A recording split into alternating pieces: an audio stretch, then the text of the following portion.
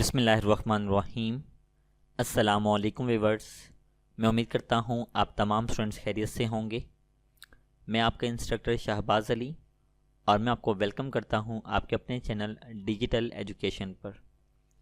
Students, आज के lecture से हम जो एल्गोरिदम शुरू करने जा रहे हैं वो है ग्राफ एल्गोरिदम्स, जिसके अंदर हम दो फर्दर टॉपिक पढ़ेंगे, BFS एंड DFS।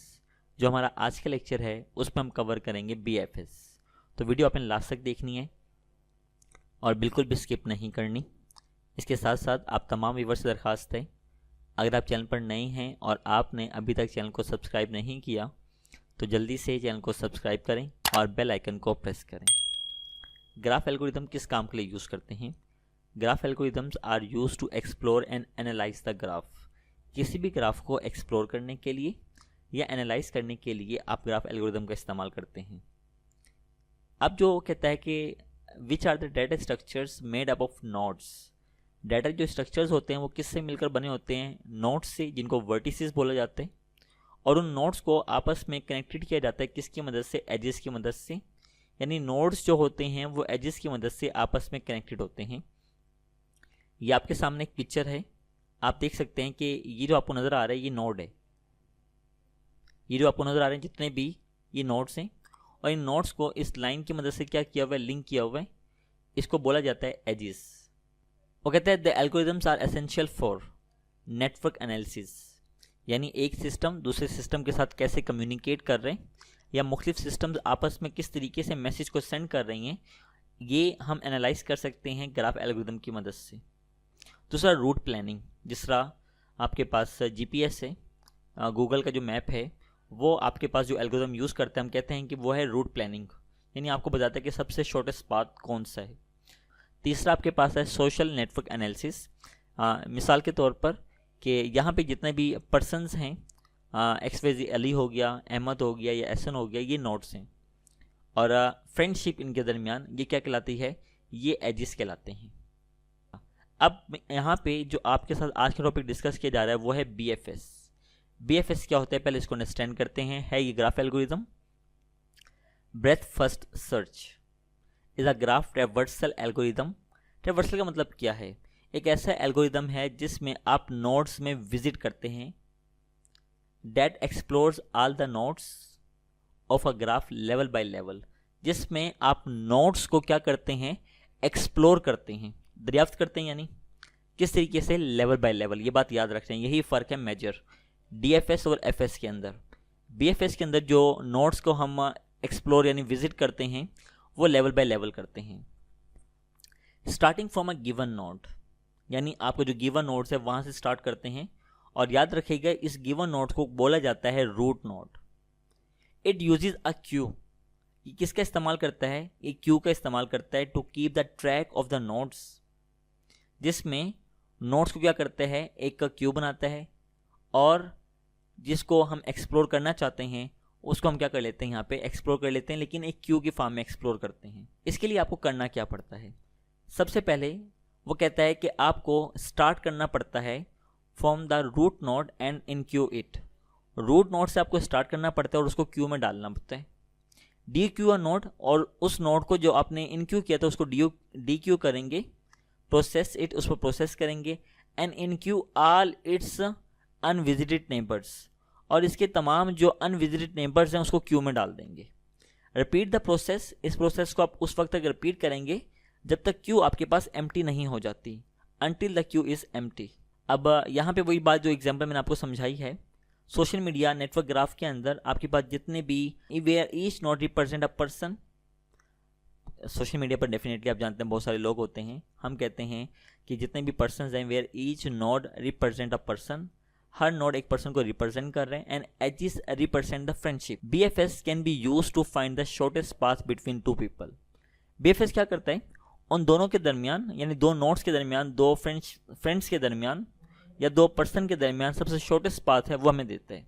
और टाइम कॉम्प्लेक्सिटी के हवाले से हमें कहता है कि BFS के अंदर O of V plus E।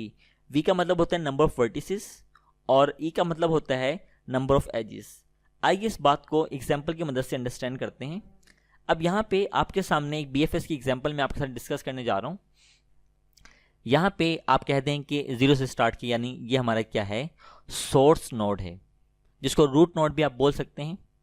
अब वो कहता है कि आपने एक्सप्लोर करना है इसके जो नेक्स्ट एलिमेंट है। अब यहाँ से 0 से जो आपके पास नेक्स्ट आपके पास नोड है वो क्या है, 1। अब 1 से जो नेक्स्ट एलिमेंट है वो है 2, और उसके बाद 3। यानी वो कहता है कि इसकी आप क्या बना लें, इसकी आप एक क्यू बना लें। मिसाल के तौर पर मैंने आपके सामने यहाँ पे आप देख लें कि मैं आपके लिए एक क्यू बनाने जा रहा हूँ। क्यू के अंदर जो सबसे पहले डाटा हमने यहाँ पर जो इनक्यू किया, आप कह दें वो 0 है, ठीक है। अब ये हमारे पास क्या हो रहा है, ये हमने इनक्यू कर दिया। अच्छा, जब हम इसको विजिट कर लेंगे 0 से 1 की तरफ, तो ये क्या हो जाएगा, डी क्यू हो जाएगा। यानी हमने 0 को क्या कर लिया है, परफॉर्म कर लिया है। अब ये लिस्ट से बाहर आ चुका है, यानी 0 को हमने डी क्यू कर लिया। उसके बाद उसकी जो नेबर एलिमेंट्स हैं 1 बाय 1 वो क्यू में आ जाएंगे, जिस तरह 1 आ गया, 2 आ गया, और उसके बाद 3 आ गया। अब 1 से कहाँ पे विजिट किया हमने, 2 पर, यानी 1 को क्यू करने के बाद डी क्यू किया, उसके बाद 2 को डी क्यू किया। 2 से हम कहाँ पे गए, 3 पर। यानी आप देखिए हम क्या कर रही हैं, नोड बाय नोड एक्सप्लोर कर रही हैं, और कर रहे लेवल वाइज से। ये वाला लेवल आपके पास लेवल 0 था, जहाँ पे एक नोड पड़ा हुआ है, आपने इसको क्यू में डाला और उसके बाद इसको क्या कर लिया, विजिट कर लिया। ये आपके पास कौन सी लिस्ट है, ये आपके पास विजिटेड लिस्ट है, यानी जो आपके पास क्या आ जाएगा, आउटपुट आ जाएगा, जो नीचे आपको लिस्ट में दिया भी गया है, यहाँ पर आप देख सकते हैं। उसके बाद 3 पर, यानी 3 पर आप गए, लिस्ट नीचे ही बनी हुई है आपके लिए। 3 से आप कहाँ गए, 3 से आप मूव करें किसकी तरफ, 4 की तरफ, यानी 4 को डी क्यू किया, पहले क्यू में डाला। अगला क्या है, 4 से 5, उसके बाद आपके पास 6 के पास आपके पास देन 7, आप चलते गए। 8 से आपके पास क्या है, 5, और उसके बाद नेक्स्ट लिस्ट में क्या पड़ा हुआ है, 5 पड़ा हुआ है, इसको आपने डी क्यू किया। 5 से क्या हुआ है, आगे 6 पड़ा हुआ है, इसको डी क्यू किया। 6 से क्या पड़ा हुआ है, 7 पड़ा हुआ है, इसको आपने डी क्यू किया। तो रिजल्ट आपके पास क्या आया, कुछ इस फॉर्म में आया, जो कि आपको यहाँ पे स्क्रीन पर नजर आ रही है। यानी आपके पास इसके अंदर होता ये है कि हम क्या करते हैं, एक नोड से दूसरे नोड को एक्सप्लोर करते हैं, यानी विजिट करते हैं। उससे पहले हम अपने तमाम नोड्स को एक क्यू बना लेते हैं, और जिस पर हम विजिट करते जाएंगे वो हमारे पास डी क्यू होता जाएगा। और यहाँ पे खुद भी बता रहे हैं कि आपने स्टार्ट नोड से शुरू किया, जैसे कि डायग्राम में मैंने आपको समझाया, और उस वक्त तक ये काम किया जब तक आपके पास ये काम मुकम्मल नहीं हो जाता। आइए इसी बात को विजुअलाइजेशन की मदद से समझने की कोशिश करते हैं। अब यहाँ पे आपके सामने मैंने वही लिस्ट बना ली है जो किताब में दी गई है।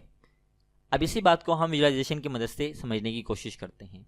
हम कहते हैं ये 0 नोड है, ये हमारा सोर्स है, ठीक है। सोर्स से आप देखें हम कहाँ पर गए, अपने नेक्स्ट नोड में गए जो कि 1 था। 1 के बाद लिस्ट में हमारे पास 2 आया क्यू में, उसके बाद 3 आया। अब कहते हैं ये लेवल 0 था, और ये लेवल आपके पास क्या आ गया, 1 आ गया। लेवल 1 के बाद अब हम क्या कर रही हैं, एक्सप्लोर कर रहे हैं नेक्स्ट नोड्स को। 0 से 1, अब 1 से जो नेक्स्ट नोड हमारे पास वो कौन सा बनता है, 4, और 4 से क्या बनता है, 5। जब इन दोनों को विजिट कर लेंगे उसके बाद हम नेक्स्ट पे मूव करेंगे, जो कि हमारे पास क्या बन जाएगा, 6, और 6 से हमारे पास क्या हो गया, 3। देन मूव ऑन किया हमने। आप देखें ये पूरा काम क्या हुआ, लेवल वाइज हुआ, लेवल 0, लेवल 1 और लेवल 2। स्टूडेंट्स ये था हमारा आज का लेक्चर। मैं उम्मीद करता हूँ कि मेरा आज का लेक्चर आपको पसंद आया होगा। अगर लेक्चर आपको पसंद आया है और इससे आपकी हेल्प हुई है तो वीडियो को लाइक करें, अपने तमाम फ्रेंड्स के साथ इसको शेयर करें। मुझे अपनी दुआओं में याद रखिएगा। मेरी अगली वीडियो तक के लिए अल्लाह हाफिज़, टेक केयर।